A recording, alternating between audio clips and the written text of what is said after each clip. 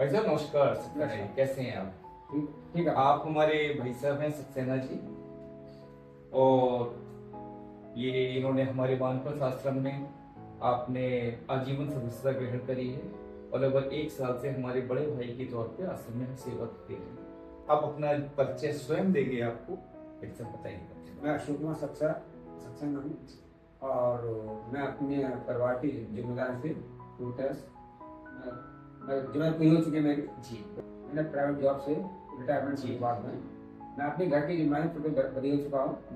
और बेटे को टाइम नहीं है, एक बेटे को मिसेज को देखती समय टाइम नहीं है, तो मैं अपने आप को अकेला महसूस कर रहा था।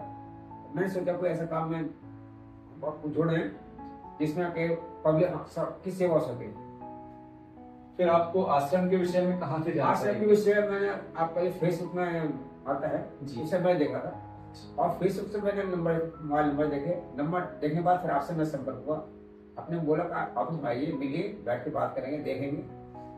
और मैं आपसे मिलने के बाद में वो बहुत प्रसन्न हुई और जो जैसा कि मैंने बताया आपको, आपने मेरे बहुत समझाया है। नहीं वो तो चलिए, आप हमारा सौभाग्य था आप हमारे पास आए, ठीक है। उसके बाद आपने आश्रम पे जाके आपको कैसा लगा? आश्रम पे जाकर के मैंने अपने आप को बहुत अच्छा फील किया। वहाँ सबसे मिला जुला, सबसे बैठा, सबसे अपने ऑनलाइन में पेशेंट लोग देखा थे, सब है, सब अपने सब ठीक है वहाँ पे। और मैं भी वहाँ रुका फिर देखने के लिए और मैं सोचता जितना अच्छा इंतजाम हमने करा हुआ है।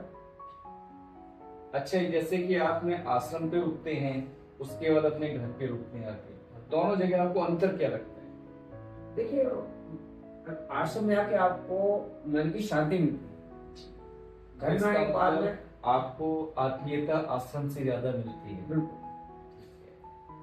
अच्छा, फिर हमने आपको एक सेवा भी आश्रम में आपको दी, हमने सुना है कुछ। हाँ, आपने मेरे को सेवा करने के लिए कहा है। मैंने नहीं, आश्रम ने। नहीं, मेरे को आश्रम के लिए अन्न सेवा का काम दिया गया है। मैं अपनी पूरी तन्मयता से इस काम करने का प्रयास कर रहा हूँ और जब तक अब जुड़ा हूँ हमेशा इस काम पूरा सहयोग करता हूँ। नहीं, जैसे कि भाई साहब जो है ने अन्न सेवा की बहुत विकट तरीके से जिम्मेदारी उठाई, सेवा उठाई है और भाई साहब ने प्रण लिया है कि आजीवन हमारे आश्रम से जुड़े रहेंगे, यहाँ पे सेवा करेंगे। और कैसा लग रहा है सेवा करके? मैं अपने को बहुत गर्व महसूस करता हूँ। मेरे को बहुत खुशी है कि मैं सेवा कर रहा हूँ, शायद मैं इससे पहले कभी सोचा नहीं था।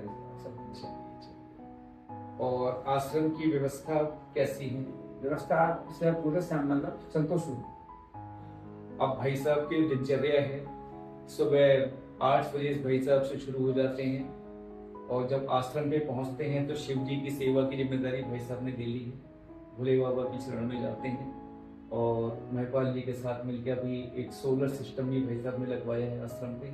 बस सब लोग हम लोग मिलजुल के कार्य कर रहे हैं और हमें बड़ा गर्व महसूस होता है कि सक्सेना जी के साथ जुड़ने के बाद हमें बड़े भाई के साथ रहने का सानिध्य प्राप्त हुआ है। तो बस मैं आपसे मिलके मैं आपको मेरे पास ऐसा कुछ शब्द नहीं है, मैं आपको कैसे शुक्रिया। नहीं, ये शुक्रिया आप हमें मत अदा करिए, शुक्रिया ठाकुर जी को अदा करिए। ठाकुर जी वो मेरे को ठाकुर जी ने मेरे को वहाँ बुलाकर वहाँ भेजा शंकर जी सेवा करने के लिए।